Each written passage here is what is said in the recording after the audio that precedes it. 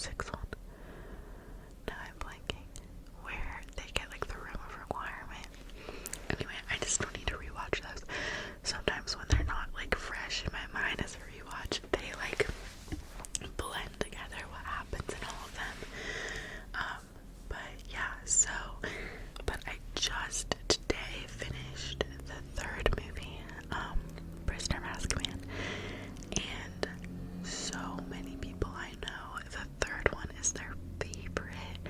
I've like always heard that the third movie is like everyone's favorite, and I never understood why, because I think that the Time Turner is obviously so cool, so I was like, maybe it's for that reason.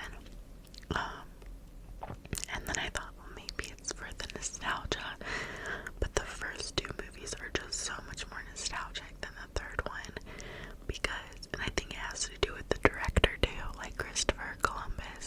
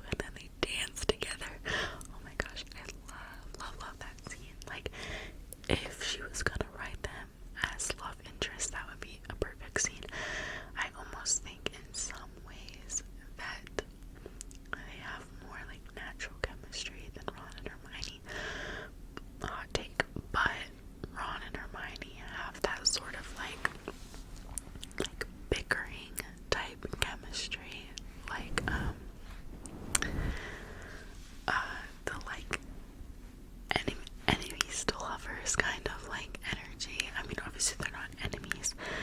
That would be Hermione and Draco, which obviously I know some people ship that, but it just wouldn't be the same.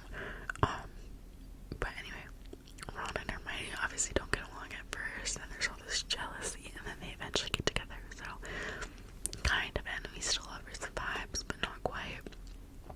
But Harry and Hermione would have been like friends to lovers vibes, but that's a little bit more mature, I think, of a sort of type of romance than JK was going for. So it all makes sense. But one thing I am so upset about for Harry and his love interest is that they did not like flesh out the romance between Ginny and Harry in the movies the way they did in the books. In the movies, it's just like not. It feels like they have these little tiny scenes together, and then all of a sudden they're like they kiss and they're together, and it's just weird. Like it feels kind of uncomfortable. Where you're like, where did this even come from? There was no like what's the word? There was no development of their relationship in any of the movies. It was only really like a little bit in the second movie, and then like a little bit in the last couple movies, but it was like, it just felt too rushed by the end. Yeah, so I am upset with how they did that, because I feel like in the books it was much better done, obviously, and then, but I guess as directors you have to pick and choose like what you want to include from the books, because you can never include everything from the books. And then with Ron and Hermione, they did a much better job at developing their relationship. Okay, the last thing I will talk about is my favorite character in all of the movies. She's